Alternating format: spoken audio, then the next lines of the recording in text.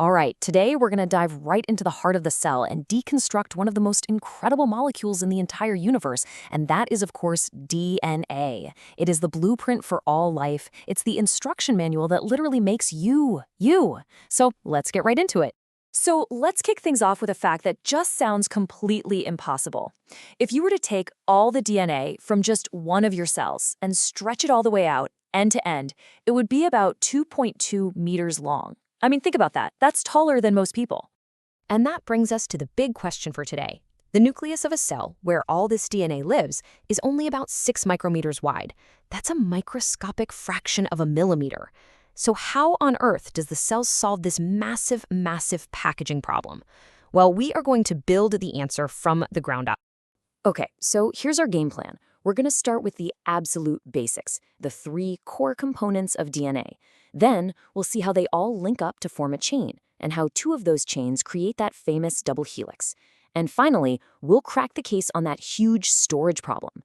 And we'll wrap it all up with a quick look at the key numbers. You know, to understand any really complex structure, you've got to start with its smallest parts, right? For DNA, that means getting to know its single repeating unit, the basic building block that makes everything else possible. And that building block is called a nucleotide.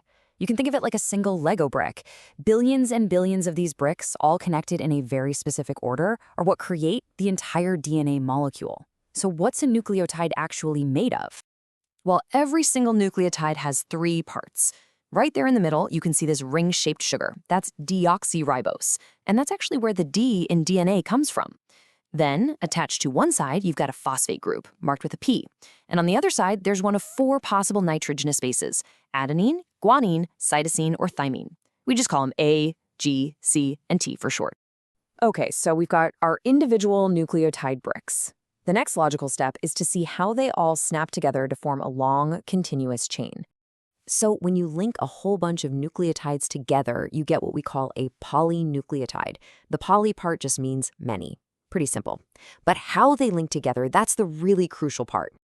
So the phosphate group of one nucleotide actually links up to the sugar of the next one, forming this really strong chemical connection called a phosphodiester bond. This just repeats over and over and over again, creating a strong, stable sugar-phosphate backbone. Now, what's really important here is that this whole process creates a chain with a clear direction, and give it like a one-way street. One end is called the 5' end, and the other is the 3' end. And this directionality, it is absolutely critical for how the cell's machinery reads and copies the DNA. Now, a single chain is just half the story. The real magic of DNA happens when it partners up with a second chain. This is where we get that iconic, world-famous double helix structure that everybody knows. So before anyone even knew what DNA looked like, a biochemist named Erwin Chargaff discovered something amazing.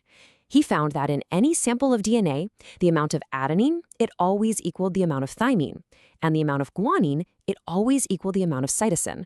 This was no coincidence. It was a fundamental rule of nature, a huge clue that these bases were pairing up in a very specific way. So, building on Chargaff's rules, Watson and Crick came up with their groundbreaking model. It's got 2 chains that run in opposite directions. Remember that one-way street we talked about? Well, it's like having 2 of them side by side, but the traffic is going in opposite ways. Scientists call this anti-parallel. The strong sugar-phosphate backbones are on the outside, kind of like a protective railing for the precious genetic code inside. And right there in the middle, the bases pair up, A always with T and G always with C. Then the whole thing twists into that famous spiral shape. And what you end up with is this classic twisted ladder structure. The 2 sugar-phosphate backbones, they form the sides of the ladder. And the rungs of the ladder? Those are the base pairs, A connected to T and G connected to C, holding the 2 strands together with hydrogen bonds. So now we have our 2.2-meter-long double helix. It's time to go back to our original mystery. How in the world do you cram all of that into a microscopic nucleus? The answer, it turns out, is a complete masterclass in molecular engineering. First, let's just double-check that 2.2-meter number. A typical human cell has about 6.6 times billion base pairs, and the distance between each one of those pairs is a tiny 0.34 nanometers. So the calculation itself is pretty straightforward. We just multiply the total number of base pairs by the distance between each pair. As you can see, the base pair units cancel each other out, which leaves us with the length in meters. And there it is. The math confirms our absolutely staggering starting fact, about 2.2 meters. So what is the cell's brilliant solution to this incredible packaging problem? The secret weapon is a set of proteins called histones. And here's the genius part. DNA, because of all those phosphate groups in its backbone, has a negative electrical charge. Histones, on the other hand, have a positive charge. And, just like with magnets, opposites attract. So the histones act like these tiny positively charged spools, and the negatively charged DNA thread just wraps right around. Here's exactly how it works. 8 of these histone proteins bunch together to form a core, which we call a histone octamer. The DNA double helix then wraps tightly around this core, about 1 2/3 times. This whole unit, the histone spool with its wrapped DNA, is called a nucleosome. This process repeats again and again, creating a structure that looks a lot like beads on a string. This is the very first and most important level of condensing that enormous length of DNA. Whew, we have covered a lot of ground. So let's finish up with a quick summary of the key numbers we've talked about, just to help lock in all these concepts. All right, here are the big takeaways. One full twist of the DNA helix is 3.4 nanometers long, and it contains about 10 base pairs. That means the distance between each pair is just 0.34 nanometers.